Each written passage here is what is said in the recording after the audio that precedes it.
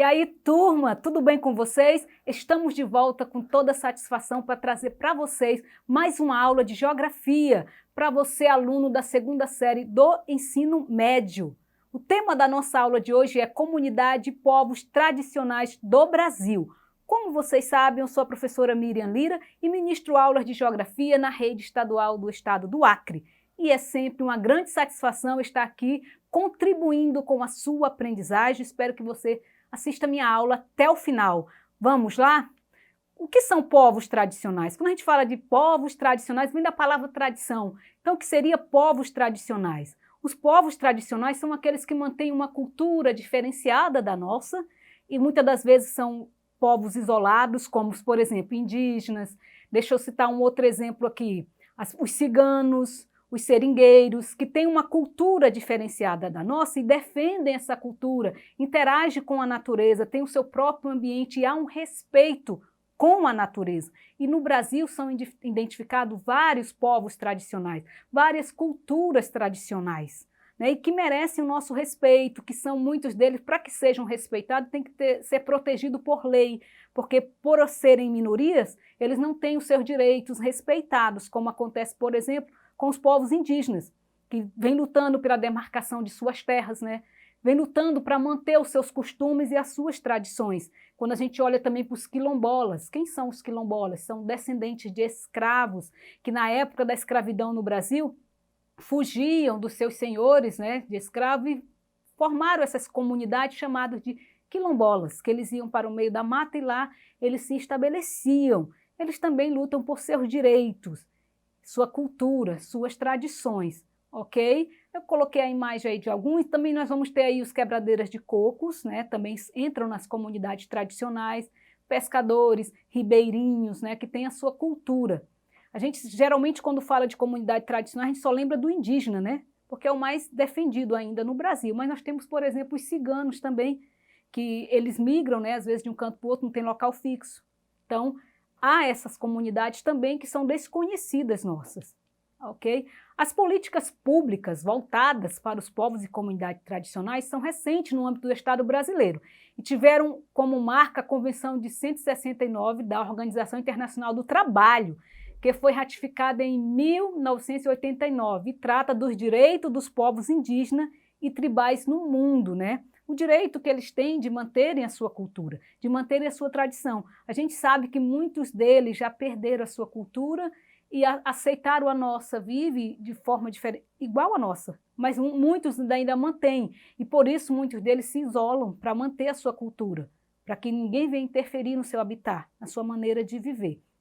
No Brasil, ela iniciou-se em 2007 com o decreto 6040. O que esse decreto valorizava? O que esse decreto defendia? Dava o direito de povos tradicionais aos povos que viviam isolados, respeitando assim a sua cultura, o seu modo de viver, a sua interação com a natureza, né? Esse decreto visava isto, né? Defender os direitos desses povos e também considerar como povos tradicionais esse povo que eu estou falando para vocês, que tem essa cultura, que mantém a sua cultura e defende essa cultura, ok? Eles geralmente não causam impactos ao meio ambiente, eles interagem com o meio ambiente, eles respeitam o meio ambiente, ok? Então, nesse decreto aí 6040, eles visavam isto, né? Mostrar os direitos desse povo, apresentar esse povo, né? Os grupos que pertencem à comunidade tradicional do Brasil, existem vários, eu citei alguns, mas vamos repetir para você frisar. Nós temos aí os seringueiros, nós temos ciganos, os quebradores de cocos, quilombolas, marisqueiras, são as pessoas que pescam, né? E outros grupos mais que, se você quiser aprofundar, você pode pesquisar, que são considerados povos tradicionais. Não são só os indígenas, como a gente citou no início, a gente conhece mais o indígena, né? Porque a lei, a FUNAI, aí vem defendendo a questão indígena. E se não defendesse, imagine só como é que eles estariam. Então, no Brasil, são várias comunidades, são vários povos, né, existentes aqui no nosso território, ok? Mais uma foto para vocês verem aí as quebradeiras de coco, ou quebradoras de coco, e os quilombolas. Eu coloquei uma imagem aí para vocês verem. Ainda existe comunidades quilombolas no Brasil, que mantêm a mesma cultura que eles adquiriram aí dos seus ancestrais. Tranquilo até aí? Como é que essas comunidades estão vivendo atualmente? Como vocês acham que vive essas comunidades? Bom, eles continuam isolados, muitos deles, para que conserve a sua cultura, a sua tradição. Eles buscam apoio das autoridades, às vezes fazem manifestações pedindo seus direitos, por exemplo, impedindo que haja desmatamento, ou que, no caso dos marisqueiros, né, os pescadores, impedindo que outros grupos de pessoas, turistas ou algo do tipo, venham pescar no período da piracema, em períodos que não pode haver pesca naquele período, porque eles protegem o ambiente, eles protegem a natureza. Então eles vivem hoje de forma isolada, ainda lutando por seus direitos, para manter essa harmonia que eles tanto querem manter com a natureza. Ok? Qual seria a importância das comunidades tradicionais? Por que elas são importantes? É essas comunidades tradicionais que eles descobrem medicamentos, ervas medicinais para curar várias doenças. Muitas doenças que o homem branco diz que eles pesquisaram, que pesquisadores descobriram, os povos indígenas, por exemplo, já utilizavam há muito tempo. Né? Eles vivem no meio da natureza, eles conhecem as ervas medicinais, eles conhecem vários tipos de planta que nós não conhecemos. Então eles tratam esse meio dessa forma, tirando os recursos da natureza, mas de forma sustentável, sem destruir a natureza. E eles também não têm a ambição que o homem dito branco, né, o homem natural, tem, que é explorar, vender, e quanto mais consumir, mais ele quer. Essas comunidades tradicionais, eles tiram da natureza somente aquilo que eles precisam para o seu sustento, no caso da alimentação, e os medicamentos, ervas medicinais também para eles, quando eles estão doentes, seus filhos, sua descendência. E eles passam esses costumes, essas tradições, de um para o outro, vai passando de pai para filho. Então eles não têm a ambição de explorar aqueles recursos além do que eles precisam. É tudo consumo consciente. Então eles são importantes em função disso, para descobrir essas ervas medicinais, essas curas que muitas das vezes a gente fala que foi a ciência que descobriu, que pesquisou, né? Mas aquele tratamento ou aquela cura já estava sendo utilizada há muito tempo por indígenas, por exemplo. Ok? Entendeu? Tudo bem até aqui? A gente pode praticar agora a atividade? Vamos ver se você conseguiu compreender a aula de hoje. Vamos lá? Primeira questão. De acordo com o decreto 6040, o que são povos e comunidades tradicionais? Letra A.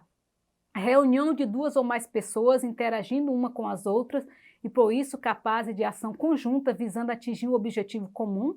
Letra B. São definidos como grupos culturalmente diferenciados que se reconhecem como tais, que possuem formas próprias de organização social. Letra C. São grupos como as igrejas e os estados em que predominam os contatos secundários. Letra D. É uma reunião de pessoas que mantêm entre si o mínimo de comunicação e de relações sociais. Dá mais uma conferida? Vamos ver se você acertou? Então, vamos lá? Muito bem, se você marcou aí a letra B, você acertou, parabéns! Os povos e comunidades tradicionais são definidas, né, como grupos culturalmente diferenciados, que se reconhecem como tais, que possuem formas próprias de organização social e que ocupam e usam território e recursos naturais como condição para a sua reprodução cultural, social, religiosa, ancestral e econômica, utilizando conhecimentos e inovações e práticas, gerando e transmitidos por tradições. E eles respeitam esse meio ambiente, eles interagem com esse meio ambiente, né? Que passa de uma geração para outra. Parabéns mais uma vez para quem acertou. Vamos para mais uma questão, continuar conferindo a sua aprendizagem? Vamos lá? Questão de número 2. Em relação aos povos tradicionais, marque a alternativa que apresenta 3 exemplos de comunidades tradicionais existentes no Brasil. Você viu que durante a aula eu citei vários exemplos de comunidades tradicionais existentes no Brasil, que mantêm sua cultura, sua interação com a natureza. Então você vai marcar aqui qual dessas alternativas tem 3 exemplos de comunidades tradicionais no Brasil. Vamos para as alternativas? Letra A, japoneses, italianos e ciganos. Letra B, castanheiros, coreanos e pescadores. Letra C, sírios libaneses, artesanais e jangadeiros. Letra D, marisqueiros, portugueses, faxinalenses. Letra E, quilombolas, ciganos e seringueiros. Dá mais uma conferida, vamos ver se você consegue acertar. Eu acredito que você vai acertar. Prestou atenção à aula? Então vai acertar. Vamos lá? Muito bem, a você que marcou aí a letra E, quilombolas, ciganos e seringueiros, parabéns, você acertou. Esses são os 3 exemplos, né, de comunidades tradicionais existentes no Brasil. E eu falei um pouco sobre os quilombolas, né, que são, e também falamos também dos ciganos e dos seringueiros. Gostou da aula? Achou pouco tempo? Quer ter esse conteúdo, texto, tudo direitinho? Quer mais questões para praticar? Entra na plataforma Eduque, você vai encontrar o texto da aula de hoje, outras questões para você estar praticando, né, ampliando aí o seu conhecimento. E obrigada de coração a você que assistiu a minha aula até o final. Espero encontrá-los em outras aulas e espero continuar contribuindo com a sua aprendizagem. Que Deus continue nos protegendo e nos abençoando. Até a próxima aula, se Deus permitir. Um forte abraço a todos e tchau, tchau.